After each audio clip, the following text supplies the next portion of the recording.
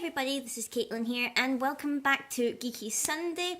Last week, what did we actually do last week? Last week I was talking about my first impressions on Kingdom Hearts Unchained X, which was the kind of new game that was out for mobiles and such for Square Enix. And this week we've got a review of another kind of special / limited edition of a game that's just came out, which literally, I'm recording this Saturday and it came out yesterday, but only arrived at my house today, so that's why, times and stuff, but you know what I mean. But the game that we're actually going to review, which, well, the kind of limited edition, which you already know because you read it in the title, is this thing, which I kept forgetting the actual name of this game for so long. I just kept calling it Shin Megami Tensei / Fire Emblem because I couldn't actually remember the name of the game. I've had it pre-ordered for ages. And there was a huge problem for some reason when I originally had this pre-ordered, and I was like, great, this is great, I'm going to have it. And then literally a few days ago I got an email from Nintendo UK, which was where you could only get this version in the UK, I believe, was from the official Nintendo store. I got an email saying there was a problem with my PayPal account and they couldn't charge the money. For some reason I had to cancel the order. There's no way I could rectify it myself or figure out why PayPal didn't process the order. I had the funds in my bank account. Everything was fine, and just for some reason the money wouldn't leave, so I had to cancel the order and then reorder it again, which was a bit of a pain because that meant it came a day late because of that, which kind of sucked. But I was working technically yesterday, so I couldn't have really recorded the video anyway, so it's probably a good thing it just came today, so I don't need to worry about it. But let's have a little look close up at the box here. Here you can see all these fancy anime styling characters who I'm sure we're going to get to know when we start to play this game. So yeah, this is Tokyo Mirage Sessions FE, which, is essentially Shin Megami Tensei X Fire Emblem. This is the Fortissimo, is that what it's called? Fortissimo edition, which I thought was what the FE stood for. Apparently it does not. FE is apparently just in the title, I believe.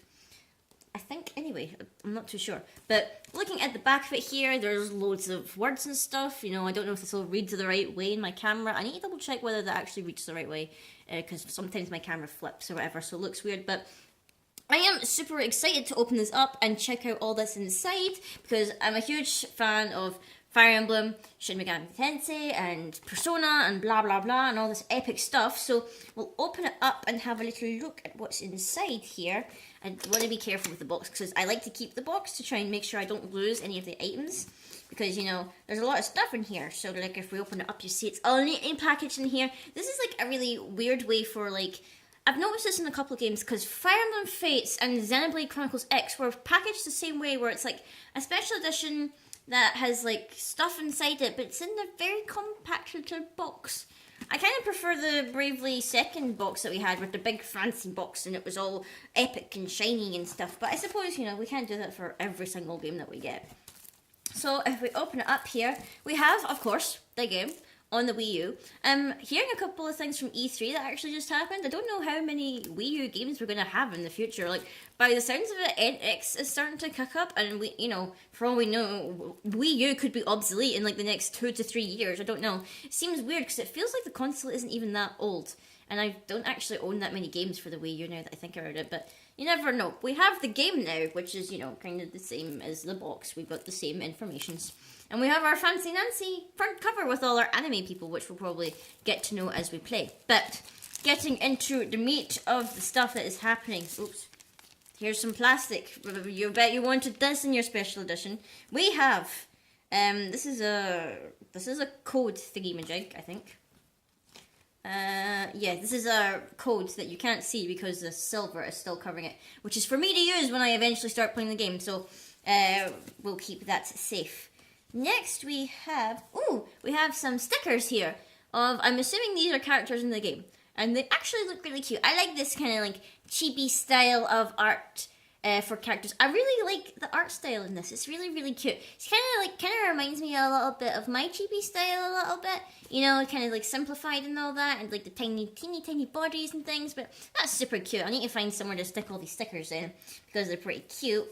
And then I think this is actually kind of weird, because at first I thought these were posters, but they're not actually posters. These are character art / lyrics to the songs, I think. Yes, hold on.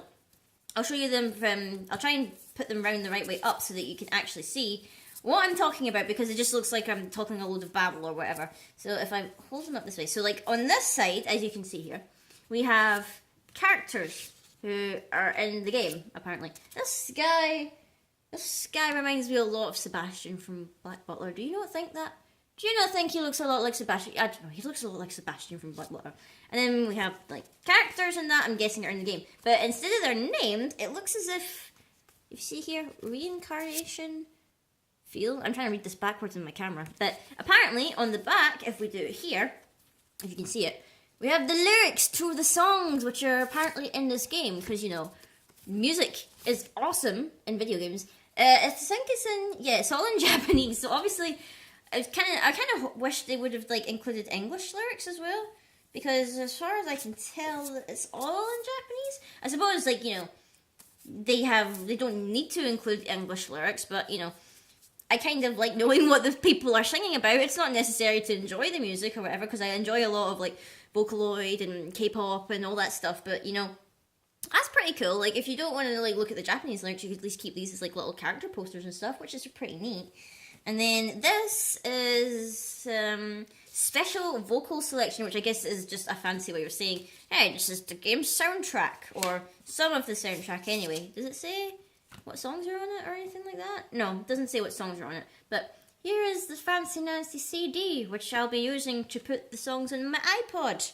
Probably, if I can get it back in here. That also reminds me, like, people don't really buy CDs now, do they? It's such a weird thing to think about, because, like, I literally download all my stuff off of iTunes, unless there's no absolute way for me to get them off of iTunes. Like, say it's, like, some kind of, like, video game OST that I can only get on, like, the legitimate CD of that video game's OST, you know, I will buy the CD, you know, or to burn it onto my iTunes or whatever. I did that with some of the older Sonic albums, like for Sonic and the Black Knight and for Sonic 06. I know that game was awful, but I really like the soundtrack, so, like, that's what I did. So it's, you know, it's a good way, because, like, some of these video games, especially JRPGs, the soundtrack is so amazing, and, like, literally I hear a song and I'm just like, I need to listen to this, like, a million times over. But you can't either, unless you know, rip it off of YouTube, which is what most people would do, or whether the game will actually give you its soundtrack so you can actually listen to it,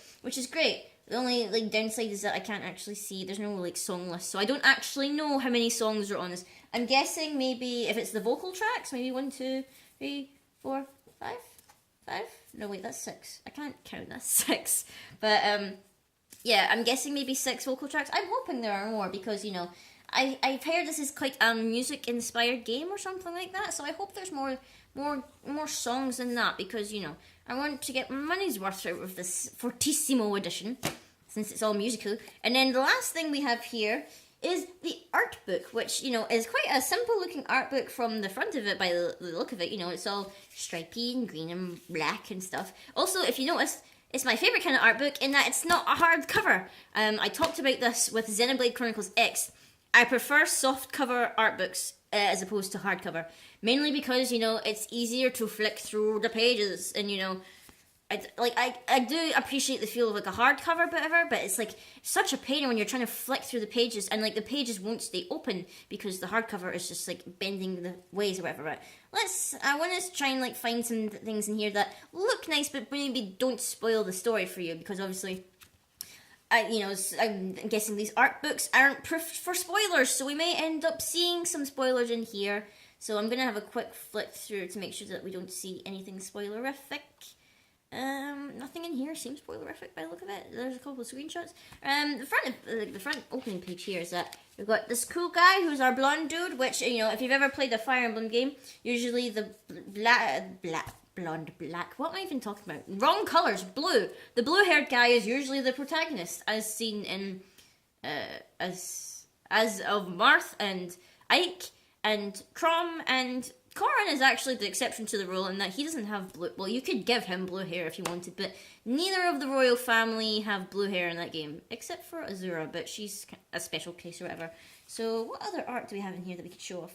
Here's a very dramatic looking shot of some people. I don't know, it looks like they're singing, or maybe getting married, or maybe both. Maybe they're singing and getting married. Musical wedding. these look like, this looks like attacks or something. There's a girl and there's a guy, and it looks like they're doing some fancy JRPG attacking stuff. There's a couple more screenshots. I'm guessing this is is it here main guy? I'm not too sure. I think he's wearing the armor of the main guy, but he has kind of more brownish hair when I look at him here. I don't know if maybe it's just my eyes or whatever, but his hair looks more black than blue in the front. The front cover made him look like he had blue hair, but maybe he has blue hair, whatever, when he fights or whatever. I'm not too sure.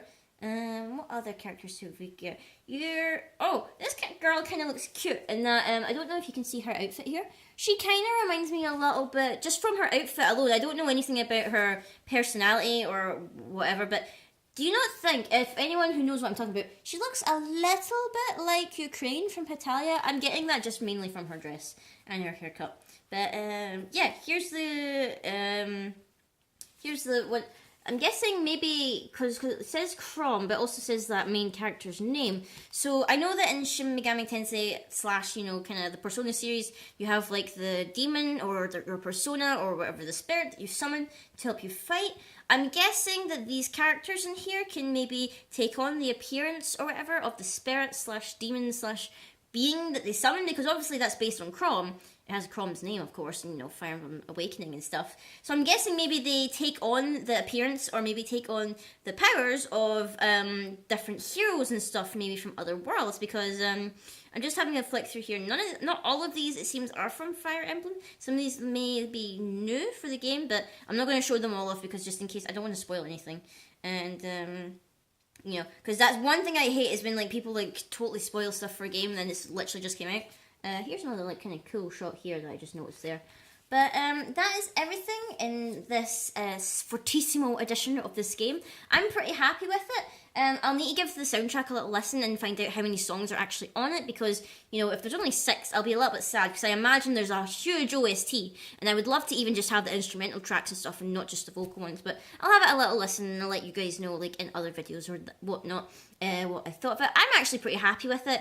I'd probably say it's just second compared to maybe not second, it's probably third in the ones that I've opened up this year anyway. Bravely Second will probably be the top one, followed by Fire Emblem Fates, this one, and then probably the Xenoblade Chronicles X would probably come a close last or whatever. I can't remember how many special editions I've opened this year. I've bought a few. But anyway, guys, this has been it for this Geeky Sunday, and I will see you all on Tuesday for our Card Game Tuesday, which I think you'll be looking forward to if you're a Force of Will fan, because I'll be doing my coverage of my pre-release weekend. It's been going down this week. So until then, guys, I will see you all later.